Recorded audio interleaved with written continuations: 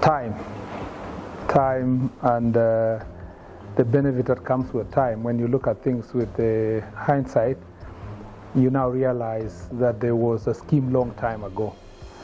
I think there were certain indicators before 2017 that showed that the former president was not comfortable with the current president succeeding him.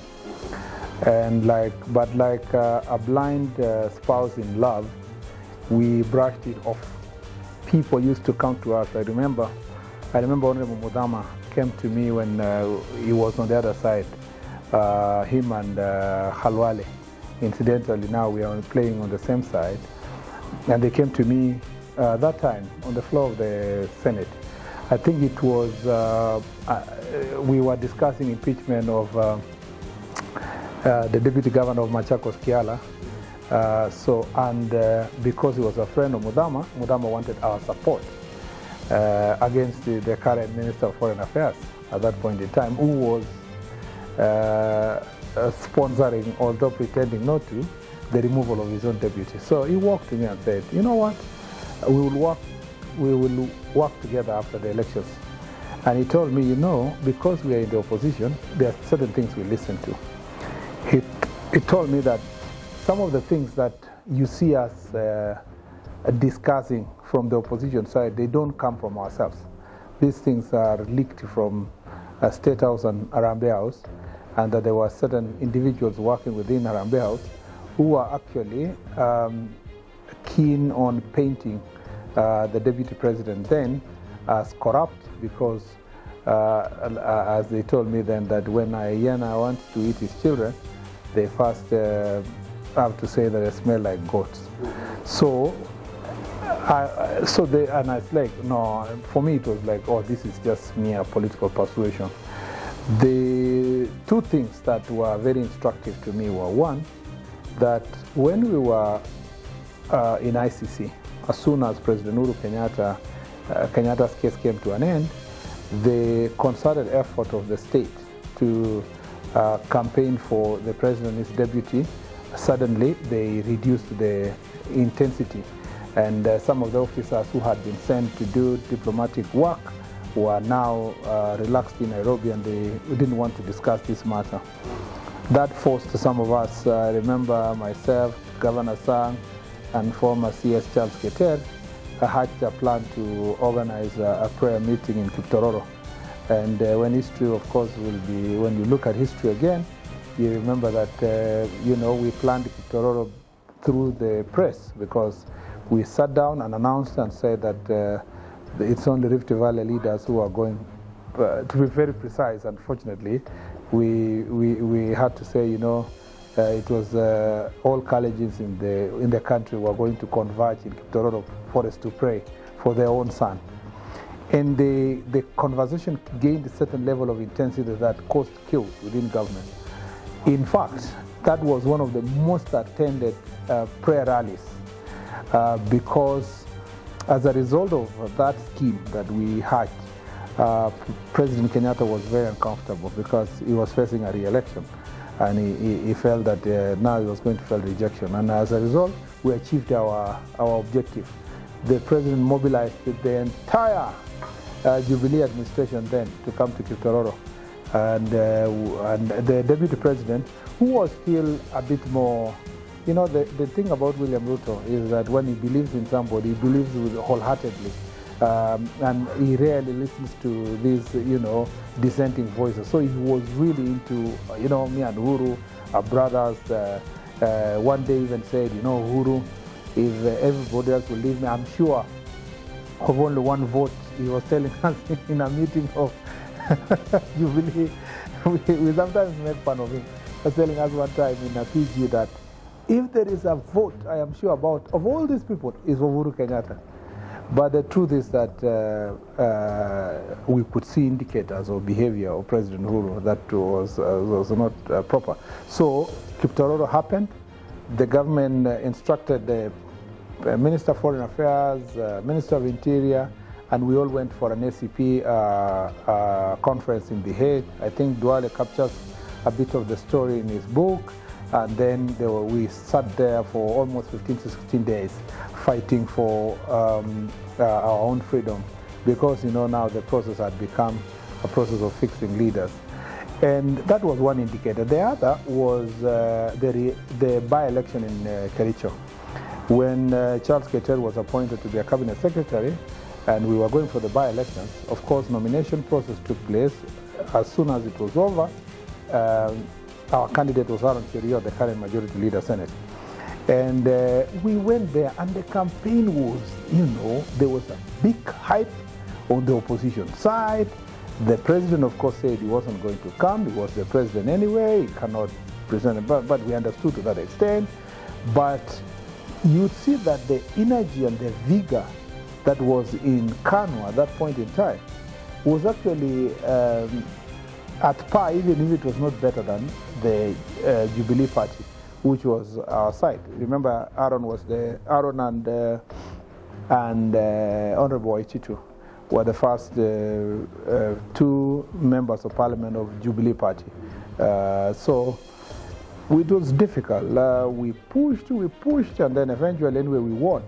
But even when we were campaigning, we were getting intelligence that the government was trying everything possible. Some faction of government led by one of the advisors of Uhuru were doing everything to see that Kanu wins and therefore Gideon Moi wins, because they were entertaining in their mind the thought that in 2017 we need to change the running mate of the president so that then we can plan succession by bringing in Gideon Moi at that point in time and so forth. Remember, many years down the line, the president Kenyatta in this second term lied to Gideon that he was going to make him the candidate for Azimio, and even went ahead in just to contextualize in Nyeri, one of those meetings, tribal meetings he used to hold, and told them that I made a pact with the Kalenjin community, not with an individual, and therefore I will give them another individual. So at that point in time, he was still entertaining the thought that he was going to support Gideon Moi for presidency. So there were indicators. The campaign of painting William Ruto as corrupt was so intense, and it never mattered if the deputy president then traveled even for one trip. Remember the whole story about they called it jet scandal or something, a plane that was hired for the deputy president to go and visit a few countries in West Africa. It was always made a scandal. Any invoice that comes from the office of the deputy president used to be made public quickly, and then a campaign, a propaganda is done, and so forth. So it was always internal. And so the people who were fairly in the know, and particularly our friends who had gone to campaign for Kanu during the Kericho by-election, began to collect information. People like Oscar Sudi, who was then at that point campaigning for Kanu, became privy to so much information that by the time the campaign ended, he told us that he was surprised the extent and the depth of the dislike by President Uhuru Kenyatta on his deputy. Now, fast forward, elections is over. The Supreme Court is seized of the matter. The hearing has been done. Submissions have been closed. Judges have retreated. They are going to make a decision in 2017. Prior to that, we have a PG meeting. I think the PG meeting was either on Thursday or something like that. The Wednesday or Thursday, I think so, if I'm right, if I'm not wrong. The president talked so badly about you people go and sit in Karen there. You start saying Ruto will do what you will know. I am still the strong, I am the kingpin. And he said something very unfortunate, that he was going to make sure that all the members of parliament that have been elected are sent home. And that, so he said something wrong about the boss. He used very derogatory language. He used a very foul language there. So everybody wondered what was the problem. The next day, the Supreme Court makes a decision and then nullifies the election. By that time, of course, now we know there is a problem. Of course, we went, okay, he called for another PG, he apologized. Then we went for the campaign. Then, of course, we won. As I told you, it's like a spouse in love and in marriage. You know there is something wrong with your spouse, but because you are so much in love, you ignore, and because also you are inside, you know. Maybe you are a wife and you have 3 children already and they're all boys. So to disentangle from that relationship needs a lot of tact. So you can't just wake up and say, and at that point in time, we either suffered together or failed together or succeed together. Yeah. And it was still better to win and be in the side of government than to bring everything to an end. So really, and even if we wanted, it was too late because it's a repeat elections. But it was not necessary at that point. Tactfully, it was better to suffer inside than, not to be anywhere near administration or government. Remember also something else that people have never contextualized. Uhuru's Yangu Kumi, Yako Kumi was never uttered by William Ruto. It was a solemn and personal declaration by President Uhuru Kenyatta, an oath that he took on his own. Even the declaration of, in Eldoret, Yangu Kumi, Ruto Kumi, we finish, I make sure that this man will not come back. I'm sure his conscience was also playing, because in his head, he may have been thinking that people know, or he was privy to this general conversation. Sometimes, by the way, it was the opposition who used to voice that Uhuru will not support Ruto publicly. So Uhuru was dealing with, because the information, the things that were happening inside were leaking through the opposition, who had the courage to voice, because when they used to go to Rift Valley, they would go and tell the people, that man will not support you in 2022, which of course they were right. And Uhuru kept his word, the way he told people privately, but lied publicly that Yangu Kumi, Ruto Kumi. He tried to get out of that thing. So he hoped that we were going to insist, but we couldn't, because it wasn't our decision. It was his own declaration. The current president, never at any point said, I'm supporting Uhuru conditionally. It was Uhuru himself who offered to support him in 2022. So here you help Uhuru Kenyatta. We are now in office. And then suddenly, one day, he calls the president. Of course, the president tells, if you talk to the president now, he says, okay, in passing, he mentioned to him about that, I want to talk to Tinga to bring this, remember there were protests and then followed by rallies and then personal swearing in. President Uhuru, it's a bit confusing because the president was busy. He wanted to win Wetangula, Musalia, and Kalonzo at that point and leave Raila alone. But I think he had a dual strategy. Either get Raila to come in or get the others. He sent me himself to go and meet Kalonzo. And in his characteristic behavior, Kalonzo told me, people are already calling me watermelon. If I cross over, it will mess up my career. But Kalonzo keeps doing the same because he refused to cross over, but eventually when Raila crossed over to work with Uhuru, eventually he became like an accompaniment, an unwanted accompaniment. He actually was like pushing himself to be able to come to this side. At that point in time, the plan was not to kill opposition. It was like, okay, leave Raila to run the opposition, but let Kalonzo come and work with us. So I spoke to him, other people spoke to him. And meanwhile, I think other people were speaking to Raila because they were so much in hatred. They so much hated William Ruto that they didn't want him to win. So they brought in a strategy. And of course, the strategy moved in. In the first instance, it was a lie, though. The first instance was that we are going to establish a council of elders. That's what the president told his deputy, that will go around uniting the country and bringing people together. And he asked the president for names. So the president suggests a number of people, including the current senator for Machakos, Kavindu. At that point in time, it was the current president, the deputy president then, who suggested her name. I don't know, 2 other people, so he suggested their names. And so eventually, the so-called BBI committee was established, but then the mandate was mutating. So it became a lie. First of all, there was a public pronouncement of the handshake at Harambee. I was sitting with the president, the current president, in his office in Karen, and suddenly there is breaking news. And I'm asking him, did you know about it? He said, no, but I knew a little because Uhuru just told me that, I'm meeting Tinga. I want to make sure that we agree to form a council of elders to unite the country.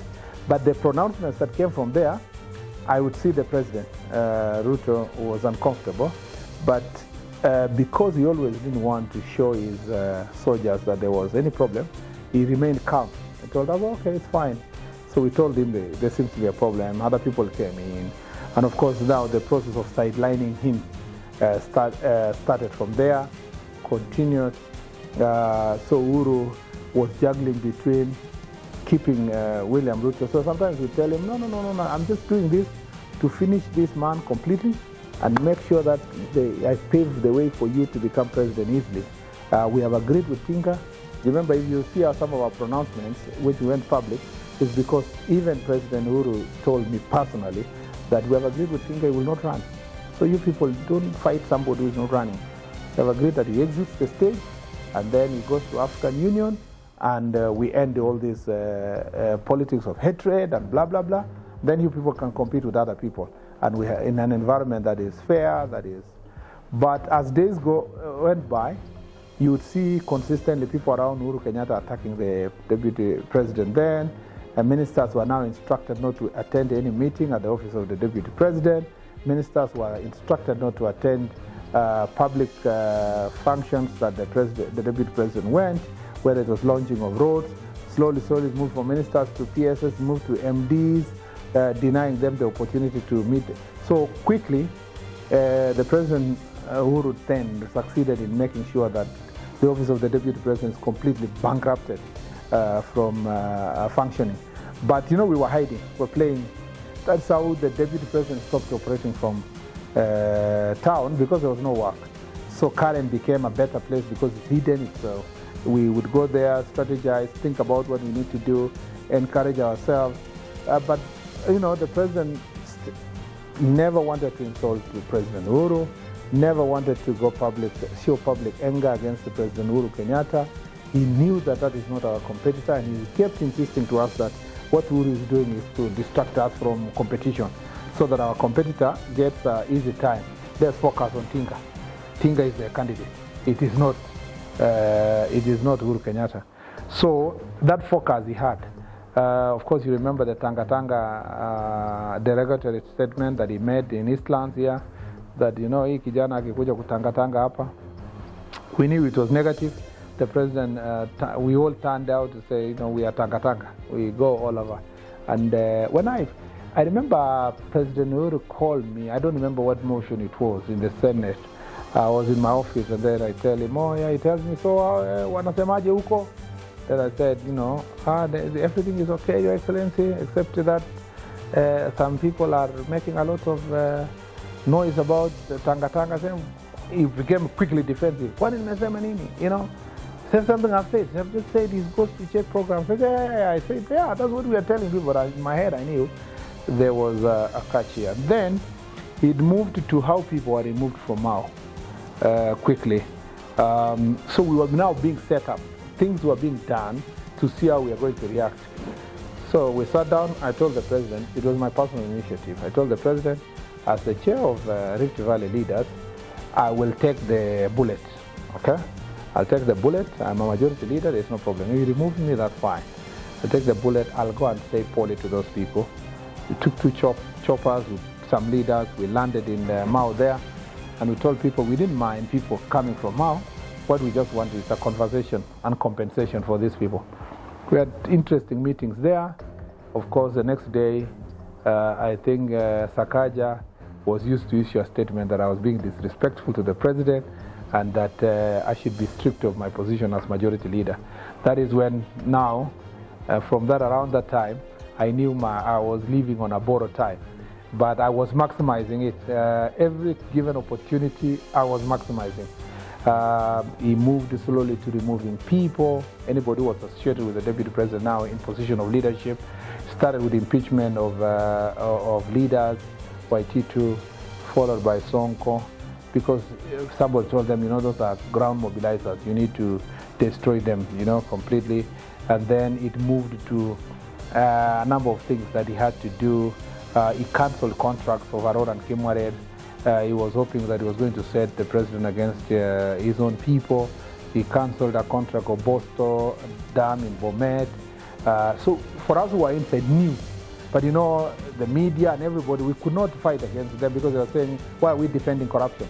They stolen money in Varor and Kimwared, there is what, but it had nothing to do with that. People started being arrested, being charged. No wonder those cases, all of them collapsed because all of them were politically motivated. And so that's how we went. We went slowly by slowly. I think COVID was a big blessing for us.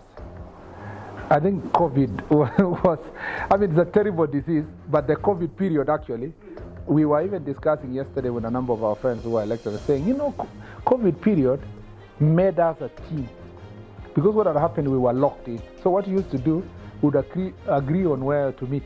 We would drive to somebody's house, then choma nyama, and then we talk, we strategize, we plan.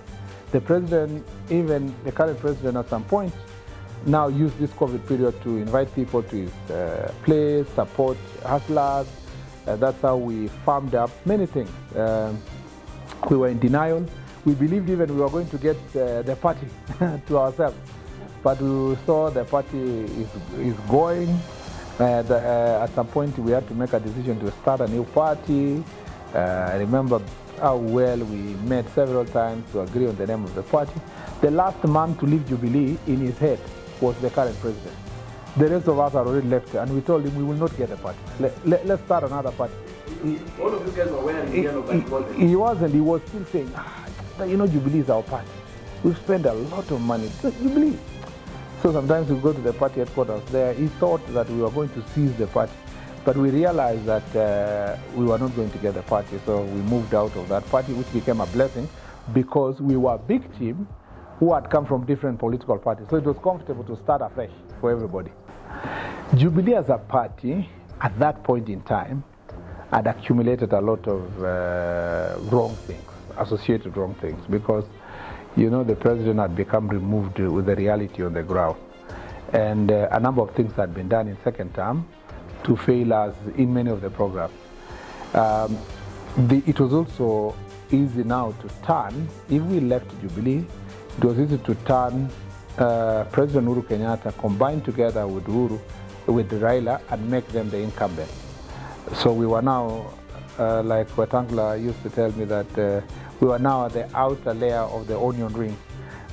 So it was easy for those who were in the core, in what we dubbed as handshake government, to take over the problems that were associated with the period of this handshake. Which is true because we played very little role. We became outcast from the system. So what gave us this strength is, one, you would see the ground was with us. The former president was making a blunder after blunder by humiliating his deputy publicly. He was building us, and the momentum was building. Our agenda was resonating.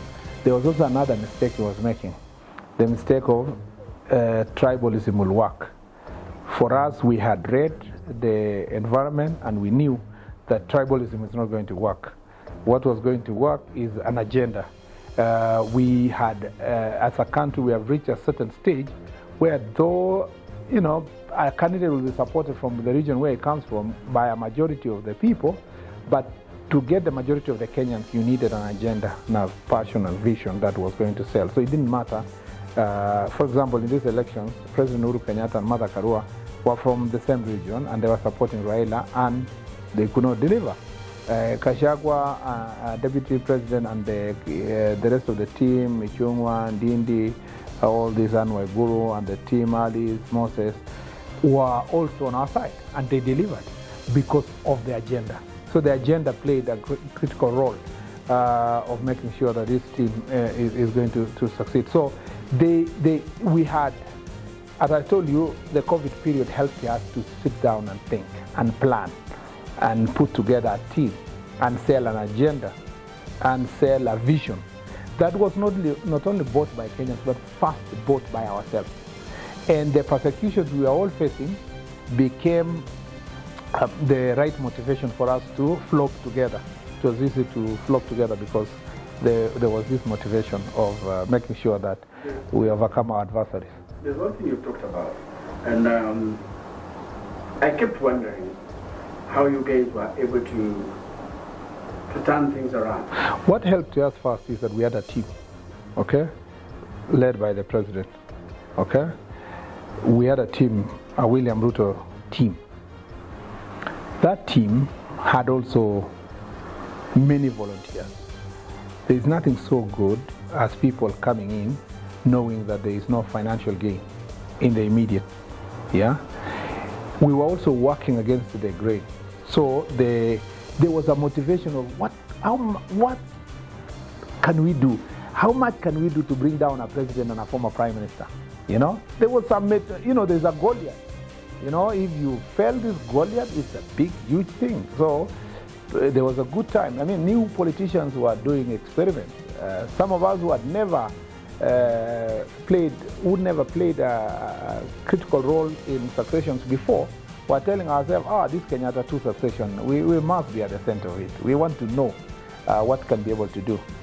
You had a team leader who was a very good coach and understood how to place his players.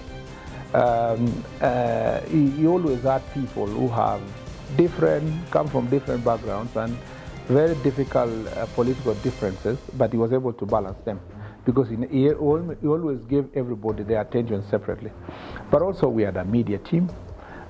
We had a team that was doing finance mobilization. In fact, the finance mobilization team was so discreet. Many people never got to know who they are, and they did not have form. They were formless. So because we had to do that, because many policies were introduced to make sure that we don't get access to money and friends to support us. That's why people are being arrested. People who are suspected to be friends of the president and they have done business with government were not being paid for their businesses. Those who do not even do with government, that money in their accounts were charged for flimsy charges so that they can block their accounts. So there was a concerted effort to block. But still, some of our friends were still able to contribute their resources in quiet manner. Many people did not know, were able to do so. But the other thing is that in this team, so we had also another team that was doing science, opinion polls.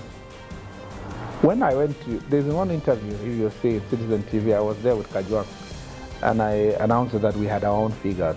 I wasn't lying. You know, remember, there were so many sponsored opinion polls that were fake. But our own, we knew when we were down. We even know today, if we go and pull out all those opinion polls, we know at what stage, when who came, what percentage change did it make. And so that is how we were doing the signing. We pursued players in the political arena based on their value in the opinion polls. No, first of all, Musalia Mudavadi and Moses Wetangula have a solid political CV, having served in so many positions in government. Remember, President Uhuru Kenyatta was keeping people away from us to deny us credibility.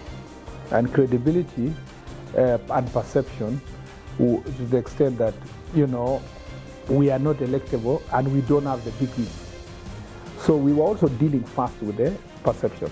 First, before you go to the numbers, we had been so isolated, so much isolated intentionally, so that we look like we are a team of jokers, because it's the Murkomens, the Kindikis, the Chungwas, who knows them? These are Didimas, Barasas, Osoros, Linturis, Aisha Jumwa. We were some kind of a pack of generally a team of characters who lack credibility. And so for Uhuru, I have the big people. I have Wetangula, I have Mudavadi, I have Gideon Moi, I have Charity Ngilu, I have Tinga, and myself, and Martha Karua. We cooperate ourselves there, and then, we appear like we are. So, to be very honest, our first start was we need some credibility. Okay, we need people who can give us, a good image. Even if we have Mount Kenya already, we need J.B. Muturi. For people to say, the speaker was a close friend of Uhuru, is also part of the team. Yeah. If Kalonzo is not coming, we need Mutua. Because Mutua, at least as a party, and succeeded to win in that party, we will have, will consolidate the strength we have in Ukambani when he meets with our party chairman, Modama. So all these people were bringing certain credibility. And what does that do? It will tell our base, if Weta and Mudavadi and Mutua and J.B. Muturi have joined the Tanga, it means they know something that they are going to win. What does that do? It lifts your base. It lifts your base. It gives them the confidence to come and vote. It gives them the courage to know that they are making the right thing. So that is the first value that came with this party big weeks. Yeah. Of course, you don't know what would have happened if they didn't come, because maybe we were going to attract somebody else. That's also the possibility that those who are locked there could have come. We were doing fairly well in Bungoma. We were not doing very well in Kakamega. Trans Nzoia, we were fairly 50-50. In fact, Trans Nzoia is a place where we may not have made a big change, but Wetangula's coming made Bungoma a big change. It was a big change. That's what pushed us to almost 70%. He added very good points. I can't for sure say it was how many. I don't have the figures now between when we were and when he joined. And then Mudavadi could have made the biggest contribution, because a small change in the 1 million votes in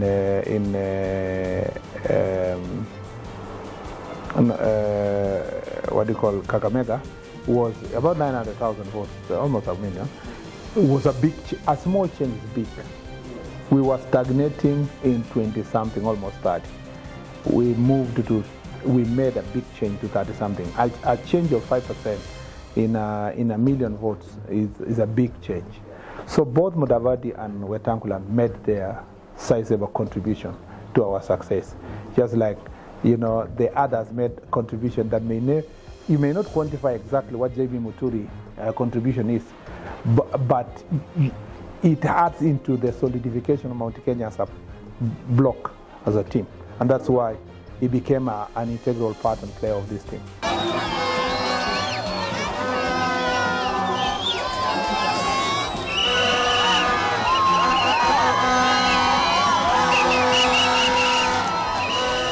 First, Mount Kenya, we didn't have a competitor, because Tinga had destroyed himself politically in Mount Kenya.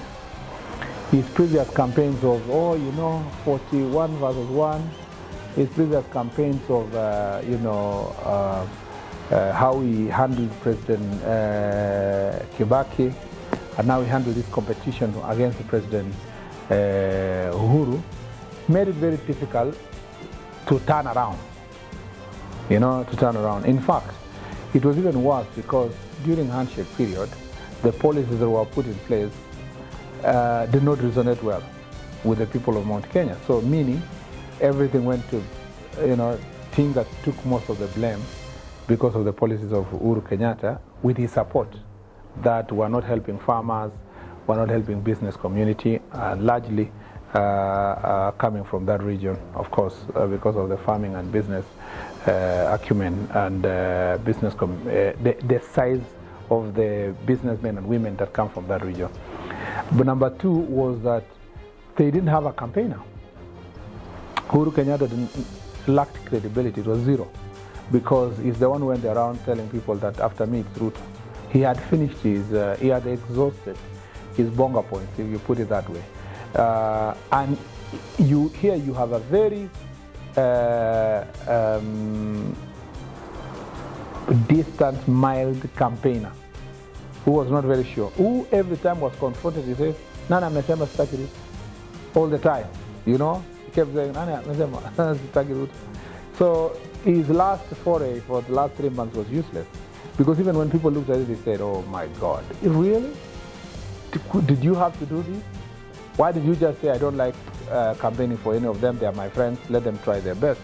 So you had a campaigner who lacked credibility and had doubt himself as to whether it was the right thing to campaign for Tinka. That's why he called people straight out Sagana and started ranting there in mother tongue and all that. He never attended any rally anywhere in Mount Kenya and asked any vote. So, and a person who really, as a politician, had a lot of disgust on common people and voters, because then he had this entitlement that he was some king. He underestimated the democratic nature of the people of Mount Kenya region. So he felt like he had their votes in his pocket and that he would wake up 3 months to the elections and give it to Tinga. And he was ruled wrong because he didn't understand the demographics, he didn't understand the politics. He was blinded by his name and the name of his father and the position he held, that it was going to be permanent. It's a lesson for all of us who are politicians. You'd never take people for granted. The reason why people lose elections is for the same reason, you know, taking people, voters for granted, no agenda, no reason, no convincing reason why. People kept waiting to hear what is the one reason why he disagreed with William Ruto, and the reasons were as flimsy as it could be. So 1, 2, 3, Sagana never yielded any fruits, and every time he went there, it backfired. And then people who used to go there, sometimes we mobilized some of them to go there and so forth. So the young Turks from Mount Kenya played a very big role. Ndindi Nyoro, my friend Kimani Chungwa, and then you had Kindiki, part of the team, Cecil Barire. Later joined, you know, Cecil also shocked us because everybody expected her to go with Uhuru. She even was willing to lose her position. You know, Anwar Guru, who joined us again later. Farm people like Rehab Mukami, for example, very quiet and firm. You expected that a lady like that should have just joined the government, the Nyeri women rep, you know. They are silent people, by the way, that are rarely celebrated, like Rehab Mukami, who are in the background, or somebody like Wamashukuru in Kabete. Rarely do people talk about such people. But they were solid and firm, never bothered to ask any question or anything. They were not in public so much speaking, but they were firm. You know, they were firm and they were supporting us. So slowly by slowly, those people were reading, and the young Turks were very firm. Of course, people like Susan Kihika. There was even a time Uhuru assumed that he was going to remove me and keep Susan because she's a Kihika. I mean, it's rather obvious that if the father worked with Jomo Kenyatta, how is it not so obvious that Susan was going to join him? So there was all this new team, and of course an elder like Kashagwa, who had worked closely with Uhuru, and everybody assumed that this is a close friend of Uhuru Kenyatta and he's going to go with him. So all this, you know, played a very big role in our campaign. And you got Nyandarua, for example, became one of our strongest base. Yeah, but who was leading Nyandarua? A woman called Faith. Yeah, Faith Gitau was the one who was on the forefront to make sure that we succeed. And so the way the boss worked was such that he recognized every important asset. He never just said, this one is not known, her name is not in public, or his name or whatever. No. He identified every team member and accepted people to join us. And so that's how Kangatas and the rest now joined us, Kiunjuri and the rest of the team.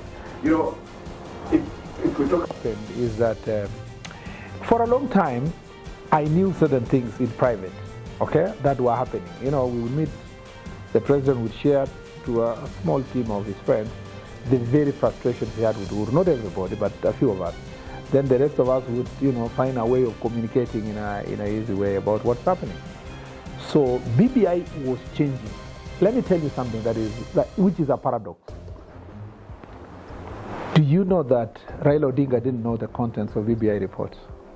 That he saw them for the first time in Bomas. He did not know. BBI was being run by the president himself, a lady called, she's called Gitau, Nancy Gitau, and then Ambassador Kimani, who was holding it here. I think Ambassador Kimani used to keep it in his ever.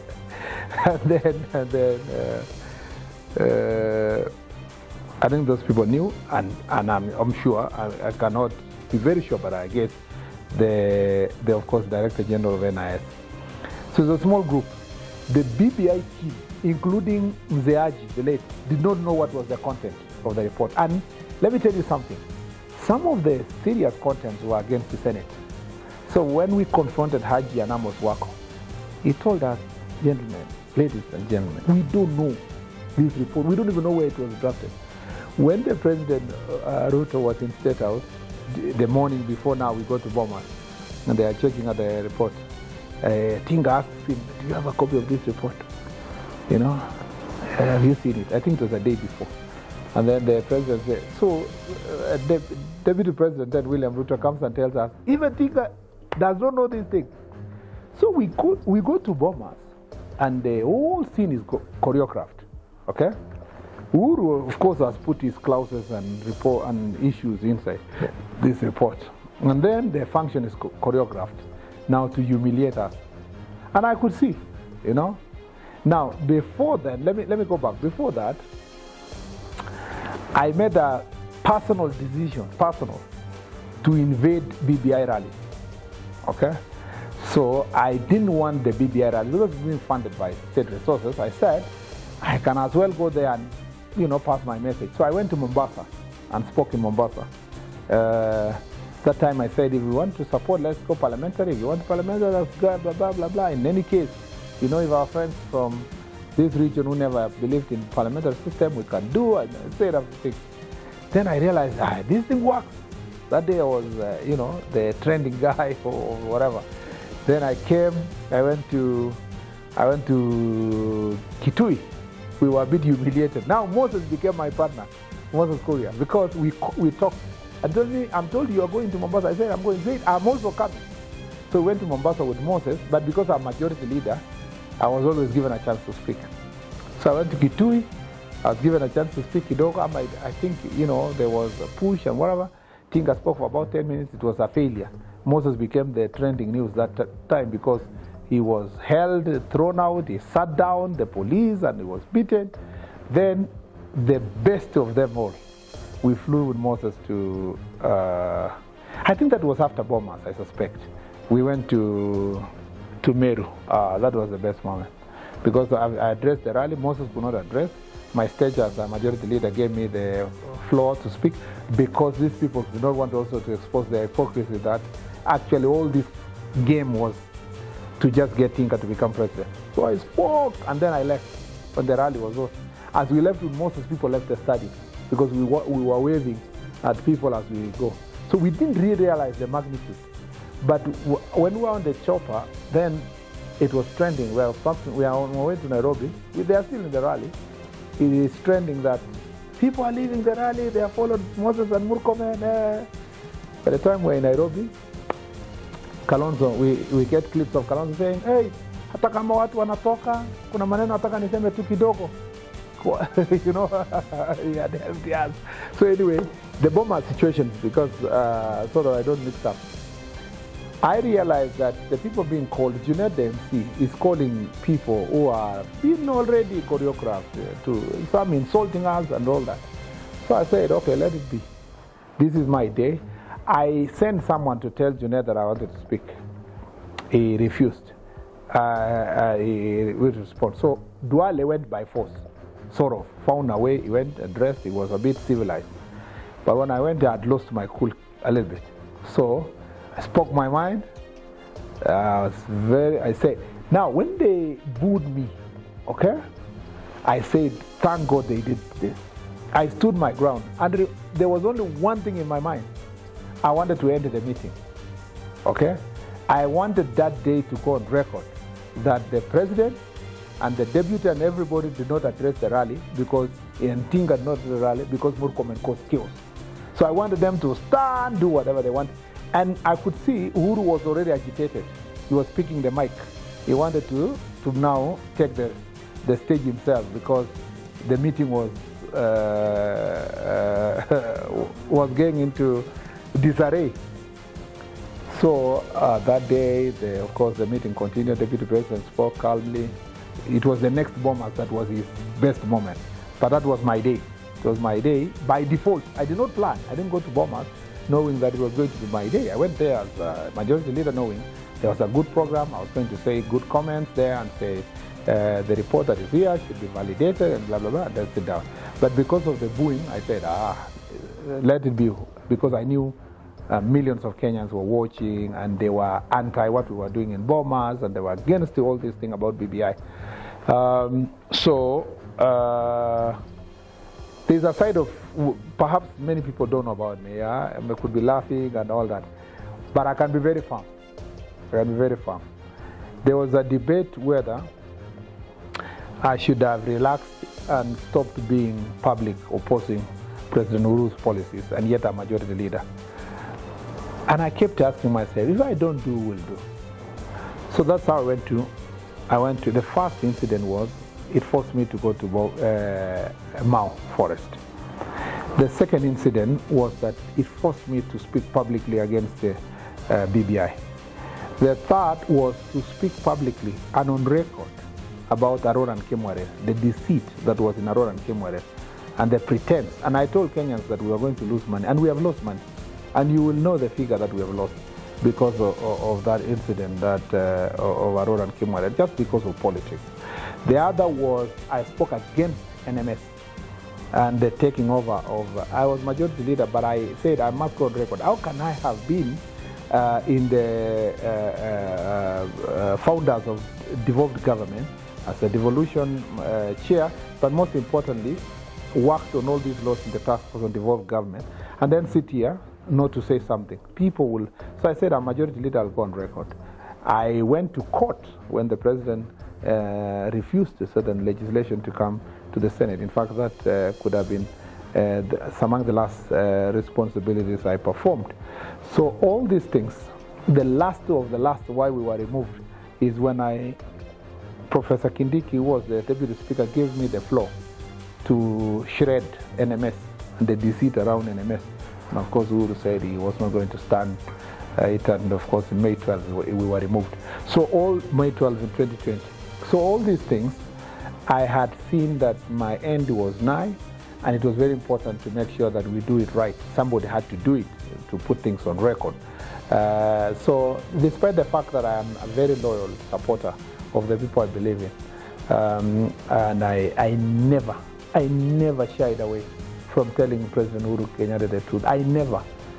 People will tell you, even in meetings, I used to speak at a time that it looked so unlikely that any person, he's so angry, he's banging tables, then I would do like this. And I say, Your Excellency, you know, you are a president of the Republic of Kenya, and I'll do it respectively. This will make you look bad, it will make our government look bad, we have to do some things for posterity. Then in most cases, because we were friends. And to be very honest, one day when he was so happy with me, he told a friend of mine, they have their Orengo, but I have my own Orengo in Murkomen.